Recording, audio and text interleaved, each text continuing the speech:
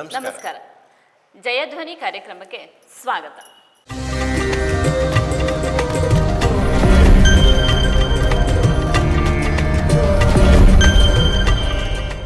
ಶಂತನು ಮಹಾರಾಜ ಅರಣ್ಯಕ್ಕೆ ಹೋದ ವಿಷಯ ನಾಡಿಗೆಲ್ಲ ಗೊತ್ತು.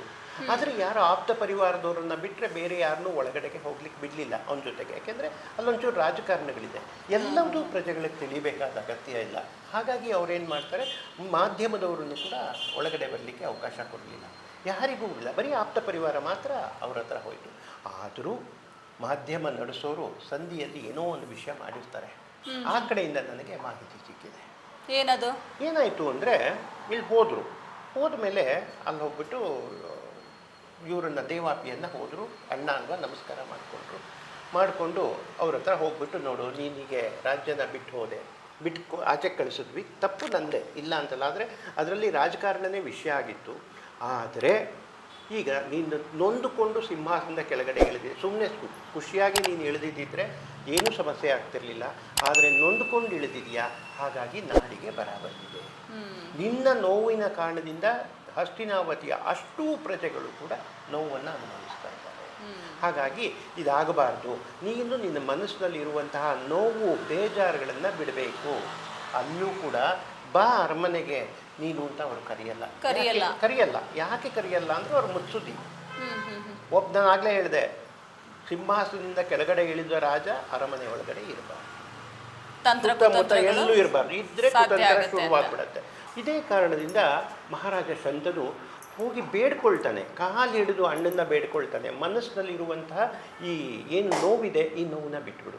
ನೀನು ನೋವು ಎಷ್ಟು ಹೊತ್ತು ಇಟ್ಕೊಂಡಿರ್ತೀಯೋ, ಎಷ್ಟು ಸಮಯ ಇಟ್ಕೊಂಡಿರ್ತೀಯೋ, ಅಷ್ಟು ಸಮಯನೂ ಕೂಡ ಅರಮನೆಯಲ್ಲಿ ಅಥವಾ ರಾಜ್ಯದಲ್ಲಿ ಜನ ಕಷ್ಟಪಡ್ತಾರೆ. ಹಾಗಾಗಿ ಆಗಬಾರ್ದು ಅಂಥೇಳಿ ಕೈ ಕಾಲು ಕಟ್ಟಿ ಬೇಡ್ಕೊಳ್ತಾನೆ.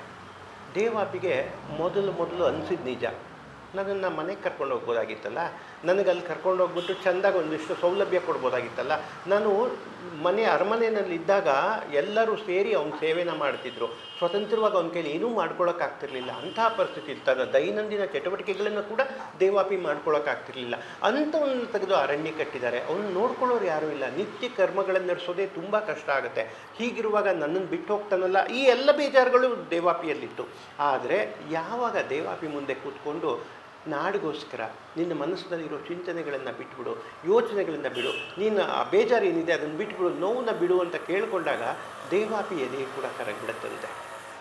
ಕರಗಿಬಿಟ್ಟು ದೇವಾಪಿ ಒಪ್ಕೋತಾರೆ, ಇಲ್ಲ ಬಿಟ್ಟುಬಿಡ್ತೀನಿ, ನನ್ನೊಬ್ಬನ ಚಿಂತನೆಯಿಂದ ಅಥವಾ ನನ್ನೊಬ್ಬನ ನೋವಿಂದ ನಾಡು ಕಷ್ಟಪಡಬಾರ್ದು, ಹಾಗಾಗಬಾರ್ದು, ಇದು ನನಗೆ ಗೊತ್ತಿರಲಿಲ್ಲ, ನನ್ನ ಅರಿವಿನಲ್ಲಿ ಇರಲಿಲ್ಲ ಅಂಥೇಳಿ ಆ ಕ್ಷಣವೇ ಅವನು ಯೋಚನೆಯನ್ನು ಬಿಡ್ತಾನೆ ಅಥವಾ ಆ ಚಿಂತನೆಯನ್ನು ಬಿಡ್ತಾನೆ. ನಾನು ರಾಜ ಆಗಿದ್ದೆ, ನನಗೆ ಅನ್ಯಾಯ ಆಯಿತು ಅನ್ನುವಂಥ ನೋವನ್ನು ಬಿಡ್ತಾನೆ.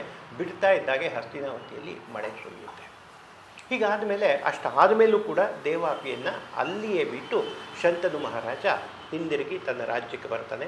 ಇದರ ನಂತರ ದೇವಾಪಿ ತಾನು ಯೋಗದಲ್ಲಿ ತಾನು ಮುಂದುವರಿಬೇಕು ಅಂತ ಹೇಳಿ ಒಂದು ವಿಷಯನ ಆಯ್ಕೆ ಮಾಡಿಕೊಂಡು, ಎಂಥ ಸತ್ಯ ಅಲ್ವಾ, ತಾನು ರಾಜ್ಯ ಕಳ್ಕೊಂಡ್ರು ತನಗೋಸ್ಕರ ಅಲ್ದಿದ್ರು ಆ ರಾಜ್ಯದ ಜನತೆಗೋಸ್ಕರ ಅವರು ಎಷ್ಟು ಒಳ್ಳೆ ಮನಸ್ಸಿಂದ ಯೋಚನೆ ಮಾಡಿದ್ರು.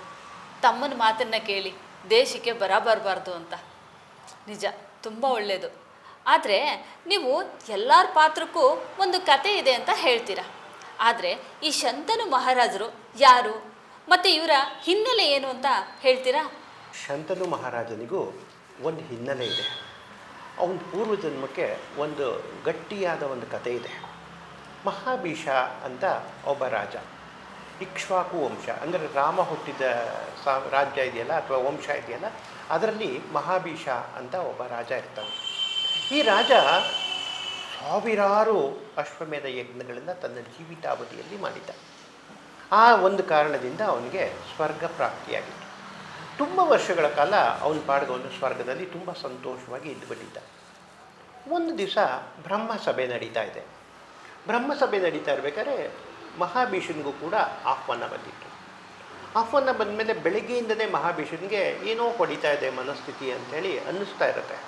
ಆದರೂ ಹೋಗಲೇಬೇಕಲ್ಲ ಬ್ರಹ್ಮಸಭೆಗೆ, ಹೋಗದೇ ಇರೋಕ್ಕಾಗಲ್ಲ, ಕರೆ ಬಂದ ಮೇಲೆ ಹೋಗಲೇಬೇಕು.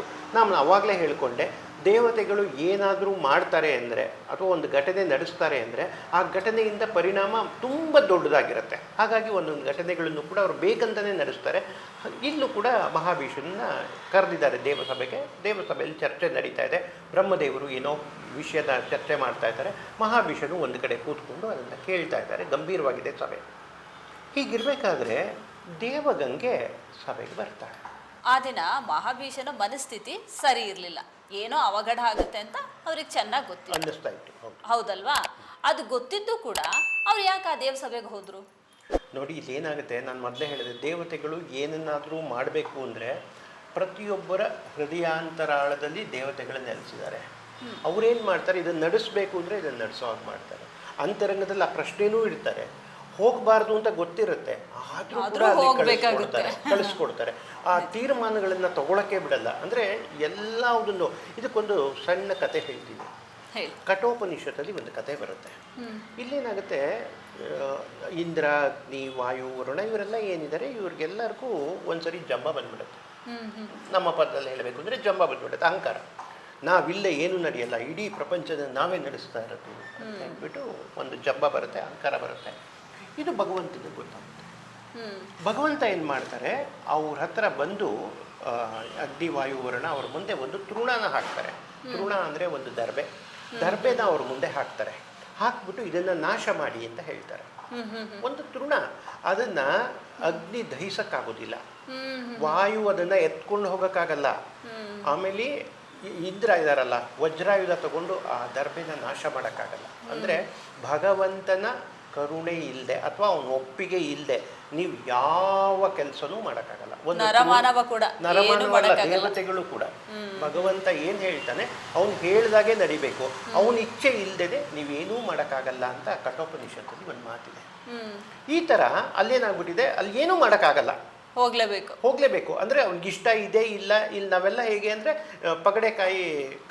ಕಾಯಿಗಳಿದ್ದಾಗ ಯಾರು ಆಟ ಆಡಿಸ್ತಿದ್ದಾನೋ ಅವ್ನು ಎಲ್ಲಿಗೆ ಹೋಗಬೇಕು ಅಂತ ಆ ದಾಳ ಹಾಕ್ತಾನೋ ಅವ್ನು ತೊಗೊಂಡೋಗಿ ಅಲ್ಲಿಗೆ ಇಡುತ್ತಾನೆ, ಅಲ್ಲಿ ಹೋಗ್ತಾ ಇರ್ತಾನೆ. ಅದನ್ನ ಬಿಟ್ಟು ನಮ್ಗೆ ಯಾವ ಸ್ವಾತಂತ್ರ್ಯನೂ ಇಲ್ಲ. ಈ ಥರದಲ್ಲಿ ಭಗವಂತ ನಮ್ಮನ್ನು ಆಟ ಆಡಿಸ್ತಾ ಇದ್ದಾನೆ ಅಂದರೆ ನಿಜವಾಗೂ ಆಟ ಆಡಿಸ್ತಾ ಇದ್ದಾನೆ. ಹಾಗೆ ಅಲ್ಲೂ ಕೂಡ ಅವತ್ತು ಮಹಾಭೀಷನಿಗೆ ಮನಸ್ಸಲ್ಲಿ ಕೊರಗಿದೆ, ಇವತ್ತು ಏನು ಬೇಡಪ್ಪ, ಯಾಕೋ ಸರಿ ಹೋಗೋದಿಲ್ಲ, ನಾನು ಎಲ್ಲೂ ಹೋಗೋದು ಬೇಡ ಅಂತ ಅಂದ್ಕೊಂಡ್ರೂ ಕೂಡ ಭಗವಂತ ಬಿಡೋದಿಲ್ಲ, ಕರ್ಕೊಂಡೋಗಿ ಅಲ್ಲಿ ಕೂಡಿಸ್ತಾನೆ. ದೇವಸಭೆ ನಡೀತಾ ಇದೆ, ತುಂಬ ಗಂಭೀರವಾಗಿ ನಡೀತಾ ಇದೆ ದೇವಸಭೆ. ಅವಾಗ ಇದ್ದಕ್ಕಿದ್ದಾಗೆ ಗಂಗೆ, ಅವಳಿಗೂ ಆಹ್ವಾನ ಇದೆ ಸಭೆಗೆ. ಗಂಗೆ ಸಭೆಗೆ ಬರ್ತಾರೆ. ಬಂದರೆ ನಾನು ಹೇಳಿದೆ ಮೊದಲೇ, ಎಲ್ಲ ಪೂರ್ವ ನಿಶ್ಚಯ, ಏನೇನು ಆಗಬೇಕು ಅಂತಿದೆ ಅದೆಲ್ಲದೂ ಪೂರ್ವ ನಿಶ್ಚಯ. ಹಾಗಾಗ್ಬಿಟ್ಟು ಗಂಗೆ ಬಂದಾಗ ಜೋರಾಗಿ ಗಾಳಿ ಬೀಸುತ್ತೆ. ಗಾಳಿ ಬೀಸಿದಾಗ ಗಂಗೆಯ ಸೆರಗು ಜಾರಿ ಕೆಳಗಡೆ ಬೀಳುತ್ತೆ. ಇಲ್ಲಿ ಸಭಾ ಮರ್ಯಾದೆ ಅಂತ ಒಂದು ಪ್ರಶ್ನೆ ಇದೆ, ಆ ಮಾತಿದೆ. ಅದರಂತೆ ಏನು ಮಾಡ್ತಾರೆ, ಗಂಗೆಯ ಸೆರಗು ಜಾರಿದಾಗ ಪ್ರತಿಯೊಬ್ಬರಿಗೂ ಸಭಾ ಮರ್ಯಾದೆಯನ್ನು ಇಟ್ಕೊಂಡು ತಲೆ ತಗ್ಗಿಸ್ಕೊಂಡು ಕೂತ್ಕೋತಾರೆ. ಕಡೆಗೆ ಬ್ರಹ್ಮರು ಕೂಡ, ಯಾಕೆಂದರೆ ಅದು ಸ್ತ್ರೀಯರಿಗೆ ಕೊಡೋ ಗೌರವ ಮತ್ತು ಸಭಾ ಮರ್ಯಾದೆ ಕೂಡ. ಎಲ್ಲ ತಲೆ ತಗ್ಗಿಸ್ತಾರೆ ಅವಳು ಸೆರಗು ಹೊತ್ಕೊಳ್ಳುವಷ್ಟು ಸಮಯ ಕೊಡೋಕ್ಕೆ. ಆದರೆ ಮಹಾಭೀಷ ಅವಳ ಕಡೆಗೆ ನೇರನ್ನು ದೃಷ್ಟಿ ಇಟ್ಕೊಂಡು ಕೂತ್ಕೋತಾನೆ. ಇದು ಬರೀ ಮಹಾಭೀಷ ಅಲ್ಲ, ಅಷ್ಟರಲ್ಲೇ ಅವನು ಗಂಗೆ ನೋಡಿ ಅನುರಕ್ತನಾಗ್ತಾನೆ. ಇತ್ತ ಕಡೆ ಗಂಗೆಗೂ ನೋಟ ಏನಾಗುತ್ತೆ, ಸೆರಗು ಹೊತ್ಕೊಳ್ಳೋದಕ್ಕಿಂತ ಹೆಚ್ಚಾಗಿ ಮಹಾಭೀಷರನ್ನ ಸೇರುತ್ತೆ. ಇಬ್ಬರ ನಡುವೆ ಒಂದು ನೋಟಗಳಲ್ಲಿ ಹೊಂದಾಣಿಕೆ ಆಗ್ತದೆ. ಇಬ್ಬರು ಮೈ ಮರೀತಾರೆ, ಒಬ್ಬರು ನೋಟ ಒಬ್ಬರು ನೋಡಿಕೊಂಡು ಮೈ ಮರೀತಾರೆ. ಆ ಕ್ಷಣ ನಿಮಗೆ ಗೊತ್ತಿರ್ಬೋದು, ಪ್ರೇಮಿಗಳು ಹೇಗೆ ಒಂದು ಕ್ಷಣ ಮಾತ್ರದಲ್ಲಿ ಒಬ್ಬರಿಗೊಬ್ಬರು ಆಕರ್ಷಿತರಾಗ್ತಾರಲ್ಲ, ಅದೊಂದು ಕ್ಷಣದ ಅವಘಡ ಅಷ್ಟೇ, ಆಗ್ಬಿಡುತ್ತೆ. ಮುಂದಿನ ಜೀವನಕ್ಕೆ ಅದು ಇಂದಿನ ಆಕರ್ಷಣೆ ಆಗೋಗ್ಬಿಡುತ್ತೆ. ಒಟ್ಟಾರೆ ಇದೊಂದು ಅವಘಡ ಆಗೋಗುತ್ತೆ. ಇದು ಅವಘಡ ಆದಮೇಲೆ ಬ್ರಹ್ಮರ ತಲೆ ಎತ್ತಾರೆ, ಎತ್ತು ನೋಡ್ತಾರೆ, ಇವರಿಬ್ಬರು ಆ ಸ್ಥಿತಿಯಲ್ಲಿ ಇರ್ತಾರೆ. ತಕ್ಷಣ ಬ್ರಹ್ಮರಿಗೆ ಸಿಟ್ಟು ಬರುತ್ತೆ, ನೋಡಿ ನೀವಿಬ್ಬರು ಸ್ವರ್ಗದಲ್ಲಿ ಇದ್ದೀರಿ, ಆದರೂ ಕೂಡ ನಿಮಗೆ ಮಾನುಷ ಭಾವ ಹೋಗಿಲ್ಲ, ಇನ್ನೂ ನಿಮ್ಗಿನ್ನೂ ತಮ್ಮ ಇದ್ರ ಗುಣನೇ ಹೋಗ್ತಾ ಇದೆ. ಹಾಗಾಗಿ ನೀವು ಹೋಗ್ಬಿಟ್ಟು ಭೂಲೋಕದಲ್ಲಿ ಹುಟ್ಟಿ ಮತ್ತೆ ಸಂಸಾರ ಮಾಡಿ ಇದನ್ನೆಲ್ಲ ಕಳ್ಕೊಂಡು ವಾಪಸ್ ಬನ್ನಿ ಅಂತ ಶಾಪ. ಮಹಾಭೀಷನಿಗೆ ಕೈ ಕಾಲು ನಡುಗಕ್ಕೆ ಶುರುವಾಗೋಗುತ್ತೆ. ಮತ್ತೆ ಭೂಮಿ ಮೇಲೆ ಹುಟ್ಟಬೇಕಾ? ಸಹಸ್ರ ಯಜ್ಞ ಮಾಡಿದ್ದಾರೆ, ಅಶ್ವಮೇಧದ ಯಜ್ಞ ಮಾಡಿ ಸ್ವರ್ಗನ ಪ್ರಾಪ್ತಿ ಮಾಡ್ಕೊಂಡಿರೋದು. ನಾವು ಮತ್ತೆ ಭೂಮಿಗೆ ಹೋಗ್ಬೇಕಾ? ಆದರೆ ಏನೂ ಮಾಡೋಕ್ಕಾಗಲ್ಲ. ಇದು ದೇವತೆಗಳ ನಿಶ್ಚಯ, ಬ್ರಹ್ಮರ ಶಾಪ. ನೀವು ಬದಲಾಯಿಸ್ಕೊಳ್ಳೋಕ್ಕೆ ಬರಲೇಬೇಕಾಗತ್ತೆ. ಗಂಗೆಗೂ ಅಷ್ಟೇ ಮಹಾನ್ ಬೇಜಾರಾಗ್ಬಿಡುತ್ತೆ. ಅಯ್ಯೋ, ನಾನು ಇಲ್ಲಿದ್ದೋಳು ಅಲ್ಲಿ ಹೋಗಿ ಮನುಷ್ಯರ ನಡುವೆ ಇರಬೇಕಾ ಅಂತ ಗಂಗೆಗೂ ಬೇಜಾರಾಗುತ್ತೆ. ಇವರೇನು ಮಾಡ್ತಾರೆ, ಮಹಾವಿಷ ಅದನ್ನು ಒಪ್ಕೊಳ್ಳೇಬೇಕು, ಒಪ್ಕೊಳ್ಳೋದೇ ದಾರಿ ಇಲ್ಲ. ಅವರೇ ಮುಂದೆ ಶಂತನುವಾಗಿ ಹುಟ್ಟಿದ್ದಾರೆ. ಓಹೋ. ಈಗ ಗಂಗೆ, ಗಂಗೆ ಹಿನ್ನೆಲೆ. ಗಂಗೆ ಹಿನ್ನೆಲೆಗೆ ಬಂದಾಗ ಗಂಗೆನೂ ಕೂಡ ಆ ಸಭೆ ಇದೆಯಲ್ಲ, ಆ ಸಭೆಯಲ್ಲಿ ಇದಾದ ಮೇಲೆ, ಶಾಪ ಸಿಕ್ಕಿದ ಮೇಲೆ ಅವಳಿಗೆ ತುಂಬ ಬೇಜಾರಾಗ್ಬಿಟ್ಟಿದೆ. ಮಹಾಭೀಷಣರು ಅದನ್ನು ಒಪ್ಕೋತಾನೆ, ಗಂಗೆಗೆ ಅದನ್ನು ಒಪ್ಕೊಳಕ್ಕಾಗ್ತಾ ಇಲ್ಲ. ಗಂಗೆ ಏನು ಮಾಡ್ತಾಳೆ, ಹತ್ಕೊಂಡು ಆ ಸಭೆಯಿಂದ ಹೊರಗಡೆ ಬರ್ತಾಳೆ. ಮತ್ತೆ ಗಂಗೆ ಯಾರು? ಗಂಗೆ ಹುಟ್ಟಿನ ಹಿನ್ನೆಲೆ ಏನು? ದೇವಗಂಗೆಯ ಹುಟ್ಟಿಗೆ ಒಂದು ಹಿನ್ನೆಲೆ ಇದೆ. ಆ ಹಿನ್ನೆಲೆ ತಿಳ್ಕೊಳ್ಬೇಕು ಅಂದರೆ ನಾವು ಭಗವಾನ್ ಮಹಾವಿಷ್ಣುವಿನ ವಾಮನಾವತಾರಕ್ಕೆ ಹೋಗಬೇಕಾಗ್ತದೆ. ಬಲಿ ಚಕ್ರವರ್ತಿ ಏನು ಆ ಕಾಲದಲ್ಲಿ ಬಲಿ ಚಕ್ರವರ್ತಿ ತುಂಬ ವಿಜೃಂಭಿಸ್ತಾ ಇದ್ದಾನೆ. ಬಲಿ ಯಾರು ಅಂತ ಮೊದಲಿಗೆ ಹೇಳ್ತೀನಿ. ಬಲಿ ಯಾರಪ್ಪ ಅಂದರೆ, ನಾವು ಪ್ರಹ್ಲಾದನ ಬಗ್ಗೆ ಮಾತಾಡಿದ್ವಿ ಅಲ್ಲ, ಪ್ರಹ್ಲಾದನ ಮಗ ವಿರೋಚನನ ಮಗ ಬಲಿ.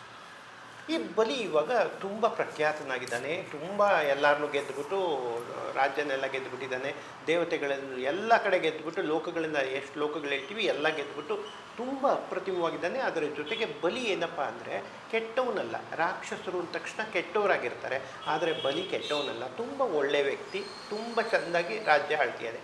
ಆದರೂ ದೇವತೆಗಳ ಪ್ರಕಾರ ರಾಕ್ಷಸರು ರಾಜ್ಯನ ಆಳಬಾರ್ದು. ಹೀಗಾಗಿ ಈ ಕಾರಣದಿಂದ ವಾಮನಾವತಾರ ಆಗ್ತದೆ.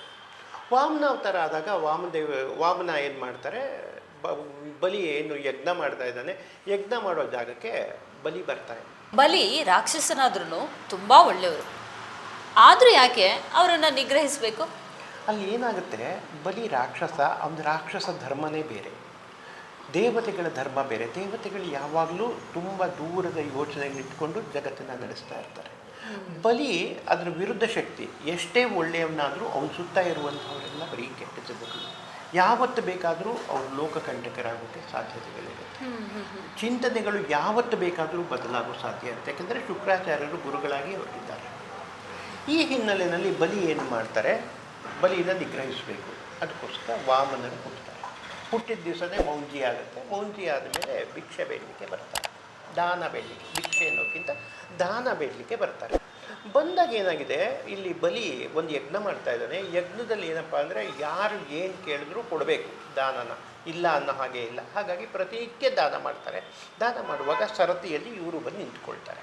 ವಾಮನರು ಹೇಗಿದ್ದಾರೆ, ತುಂಬ ಚಿಕ್ಕವರು. ವಿಷ್ಣು ತುಂಬ ಕುಳ್ಳ, ಕುಬ್ಜ, ಆದರೆ ತುಂಬ ಸುಂದರ. ಮೌಂಜಿ ಆಗಿದೆ, ಉಪನಯನ ಆಗಿದೆ, ಉಪನಯನದಲ್ಲಿ ಹಾಕ್ಕೊಂಡಿದ್ದಾರೆ, ಜುಟ್ಟಿದೆ, ಛತ್ರಿ ಒಂದು ಹಿಡ್ಕೊಂಡಿದ್ದಾರೆ, ಬರ್ತಾರೆ. ತುಂಬ ಸುಂದರ, ನೋಡೋಕ್ಕೆ ಅದ್ಭುತವಾಗಿರ್ತಾರಂತೆ ವಾಮನರು. ಅವ್ರು ಬರ್ತಾರೆ. ಬಂದ ತಕ್ಷಣ ಬಲಿಗೆ ಗೊತ್ತಾಗುತ್ತೆ ವಿಷ್ಣು ಬಂದಿದ್ದಾರೆ ಅಂತ. ಮಹಾವಿಷ್ಣು ಬಂದಿದ್ದಾರೆ ಅಂತ ಹೇಳ್ಬಿಟ್ಟು ತುಂಬ ಗೌರವ. ಯಾಕೆಂದರೆ ಅವ್ರ ತಾತ ಇವರಿದ್ದಾರಲ್ಲ, ಪ್ರಹ್ಲಾದರಿದ್ದಾರಲ್ಲ, ಪ್ರಹ್ಲಾದರಿಗೆ ಆರಾಧ್ಯ ದೈವ ಅಲ್ವಾ, ಅವ್ರು ಬಂದಿದ್ದಾರೆ ಅಂತ ಹೇಳಿಬಿಟ್ಟು ಕೈ ಮುಕ್ಕೊಳ್ತಾರೆ. ಆದರೆ ಮಾತಾಡಲ್ಲ. ಬರ್ತಾರೆ ವಾಮನರು. ಯಾಕೆಂದರೆ ಎಲ್ಲರೂ ನಾಟಕದ ಪಾತ್ರಗಳು ಇಲ್ಲಿ. ವಾಮನರು ಬರ್ತಾರೆ. ಬಂದವರು ನೇರವಾಗಿ ನಿಂತ್ಕೊಳ್ತಾರೆ. ಇವ್ರು ಬಂದಿದ್ದು ಶುಕ್ರಾಚಾರ್ಯರಿಗೂ ಗೊತ್ತಾಗುತ್ತೆ. ಶುಕ್ರಾಚಾರ್ಯರು ಏನು ಮಾಡ್ತಾರೆ, ಬಲಿ ಹತ್ರ ಬಂದು ಹೇಳ್ತಾರೆ, ಇವನಿಗೆ ದಾನ ಕೊಡಬೇಡ, ವಿಷ್ಣು ಬಂದಿದ್ದಾನೆ, ಅವ್ನು ಕುತಂತ್ರಿ, ನಿನಗೇನಾದರೂ ಮೋಸ ಮಾಡ್ತಾನೆ, ನೀನು ಅವನಿಗೆ ದಾನ ಮಾತ್ರ ಕೊಡ್ಕೊಡ್ದು, ಅವ್ನು ಏನು ಕೇಳಿದ್ರು ಕೊಡ್ಕೊಡ್ದು. ಆದರೆ ಯಜ್ಞದಲ್ಲಿ ಏನಾಗಿದೆ, ಯಜ್ಞದ ನಿಯಮದ ಪ್ರಕಾರ ಯಾರು ಬಂದು ಏನು ಕೇಳಿದ್ರು ದಾನ ಕೊಡಬೇಕು. ಎಲ್ಲರೂ ಏನು ಮಹಾ ಕೇಳ್ತಾರೆ, ಒಂದಿಷ್ಟು ಚಿನ್ನ ಕೊಡಿ, ದುಡ್ಡು ಕೊಡಿ, ಏನಿದೆ ಅಂದ್ರೆ ಅವ್ರ ಹತ್ರ ಏನಿದೆ ಅದನ್ನ ಮಾತ್ರ ಕೇಳ್ಕೊಳ್ತಾರೆ. ಆದರೆ ಬಲಿ ವಿಷಯದಲ್ಲಿ, ಆ ವಿಷಯದಲ್ಲಿ ಏನು ತಕರಾರಿಲ್ಲ, ಕೇಳಿದವ್ರಿಗೆಲ್ಲ ಕೊಡ್ತಾ ಇದ್ದಾರೆ. ಈಗ ವಾಮನ ಗೊತ್ತು, ಕುತಂತ್ರಿ, ವಿಷ್ಣು ಬಂದಿದ್ದಾರೆ, ಅವ್ರು ವಿಷ್ಣು ಹಾಗೇನೇನೆ, ಅವ್ರು ಏನೋ ಒಂದು ಮಾಡ್ತಾರೆ ಅಂತ ಹೇಳಿಬಿಟ್ಟು ಇಬ್ರಿಗೂ ಗೊತ್ತು. ಆದರೂ ಬಲಿ ಮಾತಾಡಾಗಿಲ್ಲ, ಧರ್ಮದಲ್ಲಿದ್ದಾರೆ. ಹಾಗಾಗ್ಬಿಟ್ಟು ಒಪ್ಕೊಂಡ್ಬಿಡ್ತಾರೆ. ಬರ್ತಾರೆ. ಬಂದು ಬಲಿ ನಿಂತ್ಕೊಳ್ತಾರೆ. ಹೇಗೆ ದಾನ ಕೊಡೋರು ಅಂದರೆ, ಅಲ್ಲ ಆ ವಿಷಯ ಎಷ್ಟು ಚೆನ್ನಾಗಿದೆ. ದಾನ ಕೊಡೋರು ಅಂದರೆ, ಈಗ ದಾನ ಕೇಳಕ್ಕೆ ಒಬ್ಬ ವ್ಯಕ್ತಿ ಬಂದರೆ ಮೊದಲು ಅವ್ರ ಪಾದ ತೊಳಿತಾರೆ ಗಂಡ ಹೆಂಡತಿ. ದಾನ ಕೊಡೋರ ಪಾದ ಅಲ್ಲ, ಯಾರು ದಾನ ತಗೊಳ್ತಾ ಇದ್ದಾರೆ ಅವ್ರ ಪಾದನ ಕೊಡೋರು ತೆಗಿತಾರೆ, ಚೆನ್ನಾಗಿ ನೀಟಾಗಿ ತೊಳಿತಾರೆ. ತೊಳೆದು ಅದನ್ನು ತಲೆ ಮೇಲೆ ಧರಿಸ್ತಾರೆ. ಧರಿಸ್ಬಿಟ್ಟು ಆಮೇಲೆ ನಿಮಗೇನು ದಾನ ಬೇಕು ಸ್ವಾಮಿ ಅಂತ ಕೇಳ್ತಾರೆ.